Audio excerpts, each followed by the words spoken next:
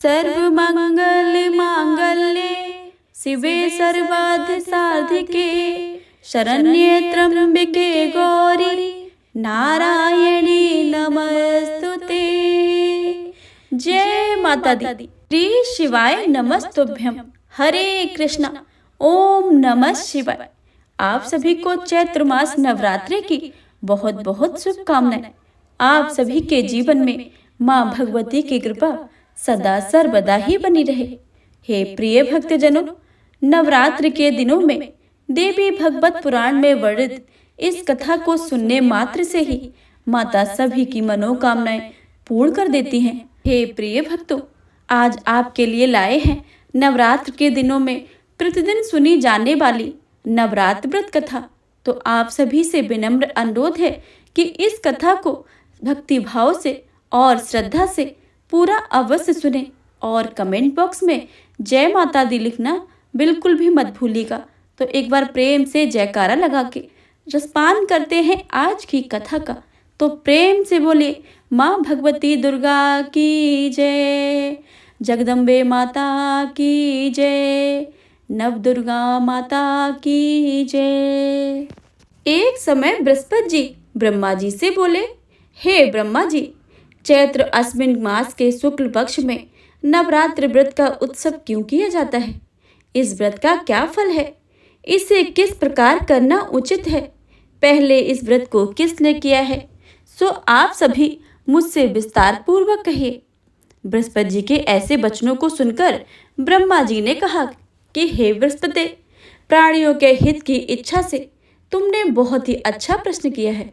जो मनुष्य मनोरथ पूर्ण करने वाली दुर्गा, महादेव, सूर्य और नारायण का ध्यान करते हैं वे मनुष्य धन्य हैं। यह नवरात्र व्रत संपूर्ण कामनाओं को पूर्ण करने वाला है। इसके करने से पुत्र की कामना वाले को पुत्र, धन की लालसा वाले को धन, विद्या की चाहने वाले को विद्या और सुख चाहने वाले को सुख मिलता है। इस व्रत को करने से रोगी मनुष्य का रोग दूर हो जाता है, मनुष्य की संपूर्ण विपत्तियां दूर हो जाती हैं और घर में सुख समृद्धि की वृद्धि होती है। बंध्या को भी पुत्र प्राप्त होता है, समस्त पापों से छुटकारा मिल जाता है और मन का मनोरथ सिद्ध हो जाता है।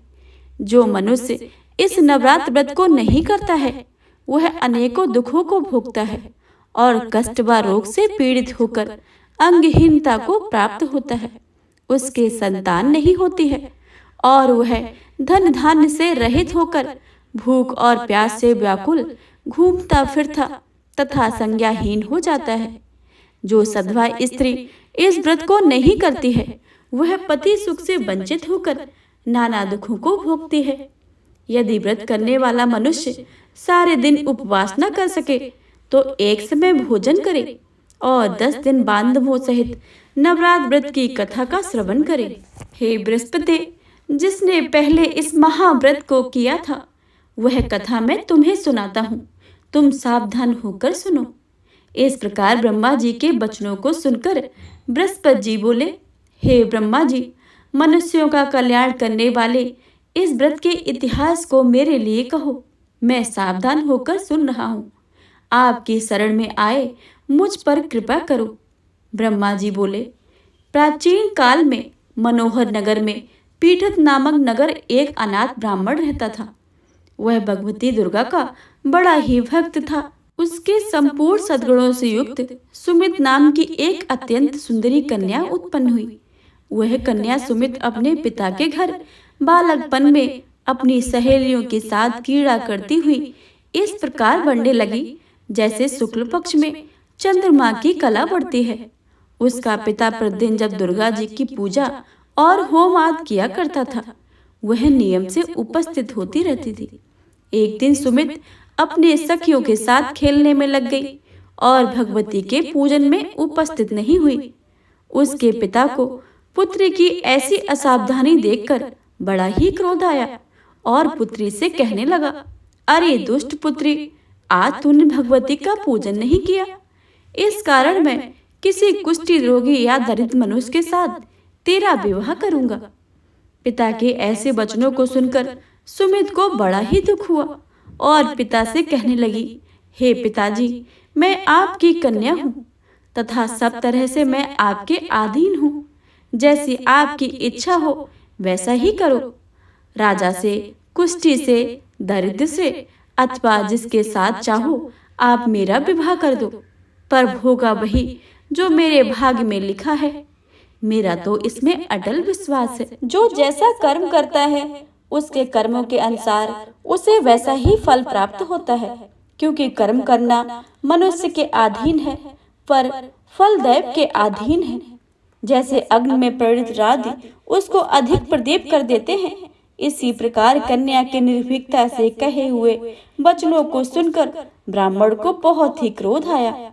उसने अपनी कन्या का विवाह एक कुष्ठी के साथ कर दिया और अत्यंत क्रोधित होकर पुत्री से कहने लगा, हे पुत्री, अपने कर्मों का फल भोगो। देखे केवल भाग के भरोसे रहकर क्या करती हो।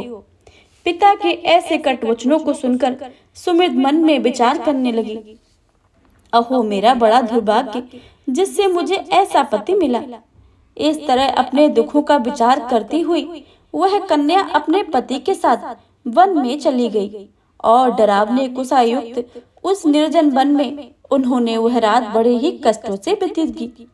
उस गरीब बालिका की ऐसी दशा देखकर भगवती दुर्गा पूर्व पुण्य के प्रभाव से प्रकट होकर सुमित से कहने लगी, हे दीन ब्राह्मणी, मैं तुम पर प्रसन्न हूँ।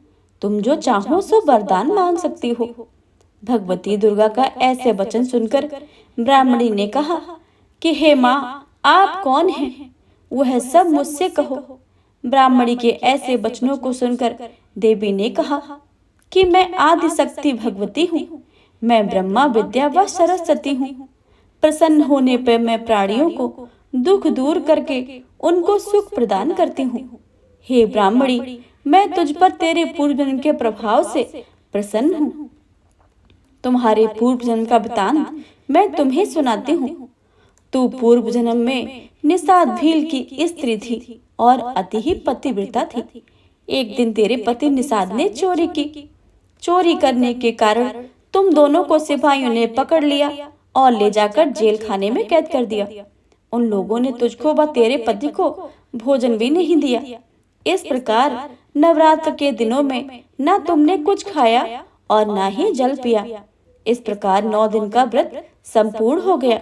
हे ब्राह्मणी, उन दिनों में जो व्रत हुआ है, इस व्रत के प्रभाव से मैं प्रसन्न होकर तुम्हें मनवांछित वर दे रही हूँ। तुम्हारी जो इच्छा हो वह मांग सकती हो। इस प्रकार दुर्गा के वचन सुनकर ब्राह्मणी बोली, अगर आप मुझ पर प्रसन्न हैं तो हे माँ दुर्गे, मैं आपको प्रणाम करती हूँ। कृपया करके मेरे पति का कोढ़ दूर करो। देवी ने कहा कि उन दिनों तुमने जो व्रत किया था, उस व्रत के एक दिन का पुण्य पति के कोढ़ दूर करने के लिए अर्पण करो। उस पुण्य से तेरा पति कोढ़ से मुक्त हो जाएगा। ब्रह्मा जी बोले। इस प्रकार देवी के वचनों को सुनकर ब्राह्मणी बहुत प्रसन्न हुई और पति को निरोग करने की इच्छा से बोली, ठीक है, ऐसा वचन कहा। तब उसके पति का शरीर भगवती दुर्गा की कृपा से कुष्ठहीन होकर अति कांतिवान हो गया।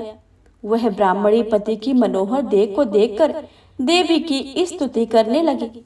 हे दुर्गे, आप दुर्गत को दूर करने वाली, तीनों लोगों का संताप हरने वाली, समस्त दुखों को दूर करने वाली, रोगी मनुष्य का निरोग करने वाली, प्रसन्न होने पर मनोवांछित वस्तु देने वाली और दुष्टों का नाश करने वाली जगत की माता हो। हे अम्बे, मुझ अपराध अबला को मेरे पिता ने कुष्ठी मनुष्य के साथ विवाह करके मुझे घर से निकाल दिया था। पिता के तिरस्कृत निर्जर मन में मैं विचार करती रही। आपने ऐसी इस आपदा से मेरा उद्धार किया है।